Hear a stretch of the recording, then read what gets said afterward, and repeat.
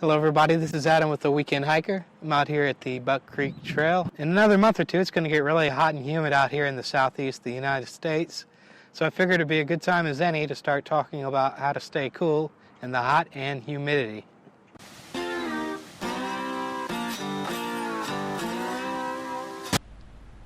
Hello everyone. As everyone knows, it's starting to warm up out here, and it got me thinking, I want to be prepared this summer. It usually gets pretty hot and muggy in Alabama in the summertime, and I wanted to find out ways to stay cooler out in the outdoors. So my first tip is clothing.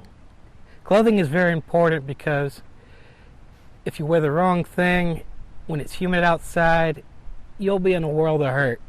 For example, if you're wearing cotton blends or anything that's really absorbent, since it's so humid outside, it won't be able to evaporate very well, and you'll be a soggy mess. You'll have to deal with blisters, rash, some really annoying things. So one of the big deals with humidity is dealing with thermoregulation. Your body isn't able to get rid of its sweat as well as it is able to do in a more dry climate.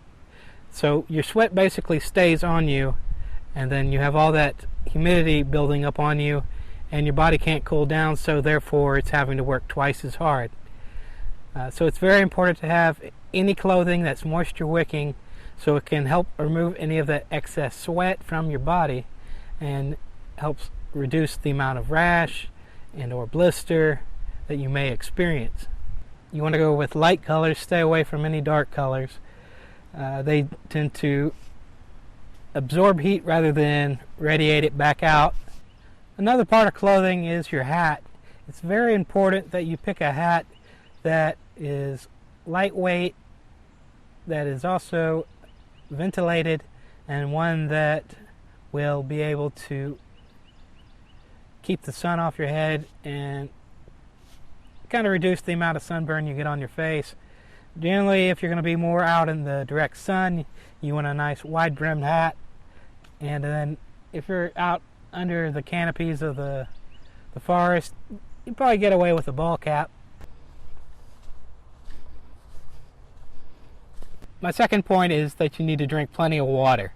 Water is very important because your body is going to be working really hard to try to thermoregulate, and it's going to be losing a lot of excess water because it can't cool off as it should in the humidity. So you have to make sure to drink plenty of water while you're out here.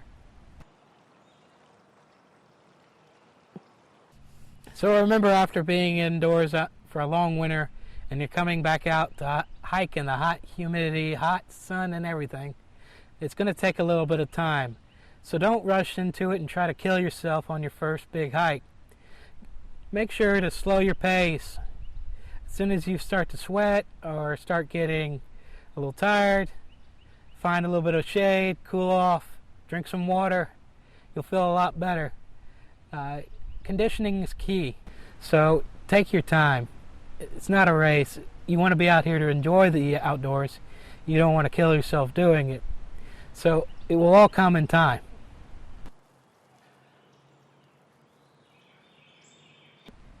My next tip of the day for staying cooler out in the hot humidity is, believe it or not, weight.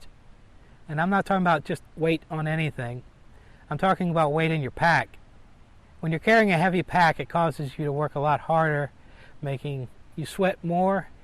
Trust me, at the end of the day, you're going to hate yourself for it.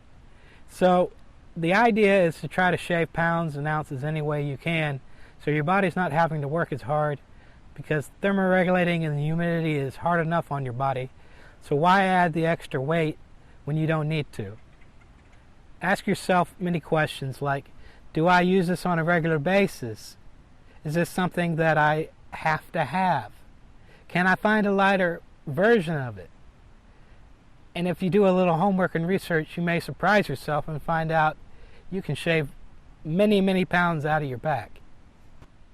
So all you have to do is search on YouTube and you'll see many, many videos on how to save weight in your pack.